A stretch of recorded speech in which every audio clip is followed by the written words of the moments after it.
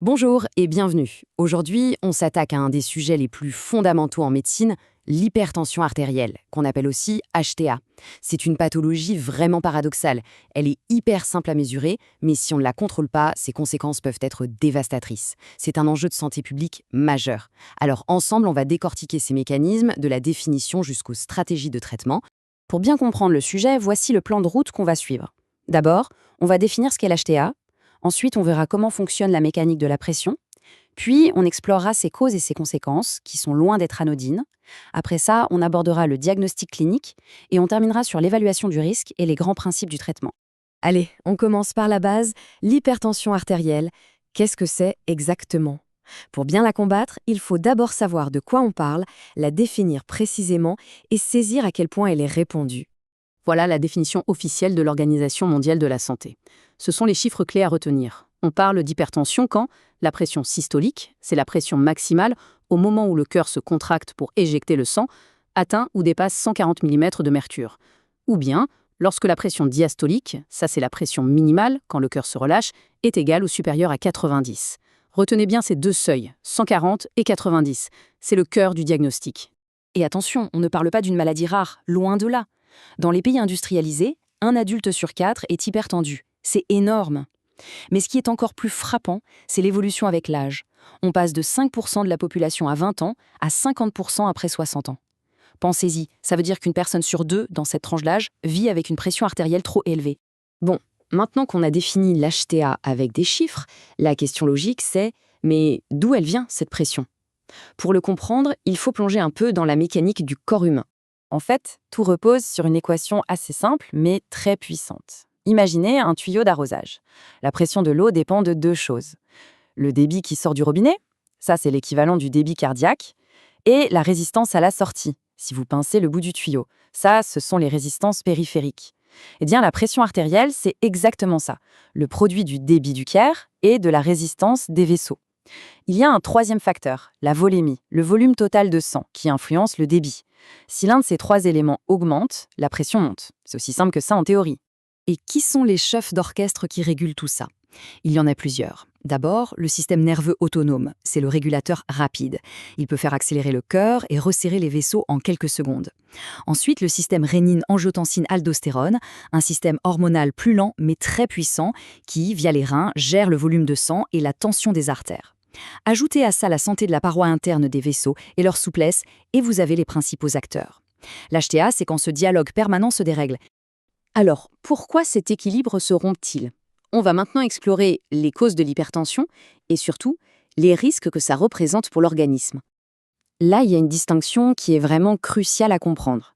Dans 95% des cas, on parle d'HTA essentiel. Ça veut dire quoi? Ça veut dire qu'il n'y a pas une cause unique identifiable, mais plutôt une combinaison de facteurs génétiques et de modes de vie. Les 5% restants, ce sont les HTA secondaires. Là, l'hypertension est la conséquence directe d'une autre maladie, souvent une maladie des reins ou un problème hormonal. Mais donc, l'immense majorité des cas est essentielle. Et pour cette HTA essentielle, les causes sont un cocktail complexe. D'un côté, il y a la génétique, c'est sûr. L'hypertension, c'est souvent une histoire de famille. Mais de l'autre côté, et c'est là qu'on peut agir, il y a le mode de vie. La sédentarité, le surpoids, une alimentation trop salée, la consommation d'alcool, le stress chronique, tout ça, ce sont des accélérateurs bien connus. 7,1 millions. C'est le nombre de décès que l'OMS attribue chaque année à l'hypertension dans le monde.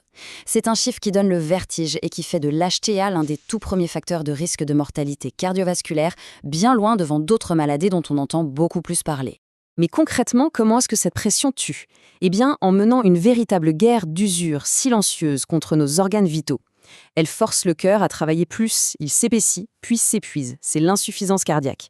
Elle fragilise les artères du cerveau, ce qui en fait la première cause d'AVC.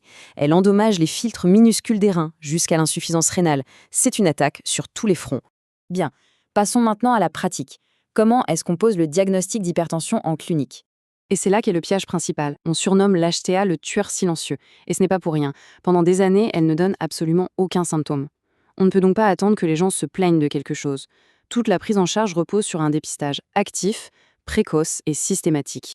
Pour ce dépistage, on a deux grandes méthodes. La méthode manuelle dite auscultatoire, où le médecin utilise son stéthoscope pour écouter les bruits de l'artère, et la méthode automatique des tensiomètres électroniques, dite oscillométriques, qui analysent les vibrations de la paroi de l'artère. Les deux sont fiables, à une condition que la mesure soit faite dans les règles de l'art. Et ces règles de l'art, les voici en 4 points essentiels. D'abord, la personne doit être au repos depuis au moins 5 minutes pour éviter des chiffres faussés par le stress ou un effort récent. 2. Le brassard doit être à la bonne taille. Un brassard trop petit peut surestimer la pression. 3. On fait au moins 2 mesures à 1 minute d'intervalle pour vérifier que le chiffre est stable. Et enfin, la première fois, on mesure aux 2 bras parce qu'une grosse différence peut cacher un autre problème. Ne pas respecter ce protocole, c'est la porte ouverte aux erreurs de diagnostic. Une fois l'hypertension confirmée, les chiffres ne sont plus juste des chiffres. Ils nous permettent de classer la maladie en grades de sévérité. Ça va du grade 1 pour une HTA légère jusqu'au grade 3 pour les formes les plus sévères. Et cette classification, elle est absolument fondamentale parce que c'est elle qui va directement orienter l'intensité et l'urgence du traitement à mettre en place. Mais attention, la prise en charge de l'HTA, ça ne se résume pas à faire baisser des chiffres sur un tensiomètre.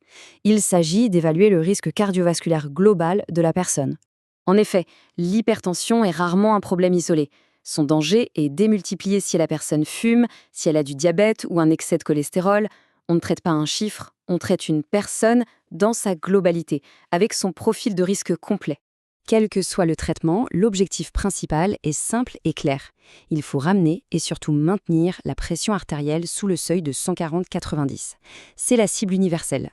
Après, pour certaines personnes, par exemple les plus jeunes ou celles qui ont un diabète, on peut même viser des objectifs plus bas, comme moins de 130/80, pour leur offrir une protection maximale. On termine sur cette réflexion. L'hypertension est une maladie dont le diagnostic est simple, peu coûteux, mais dont les complications sont terribles et la fréquence immense. La question reste donc entière, au-delà de la prise en charge de chaque personne, quelles sont les meilleures stratégies de santé publique pour lutter plus efficacement contre ce tueur silencieux ?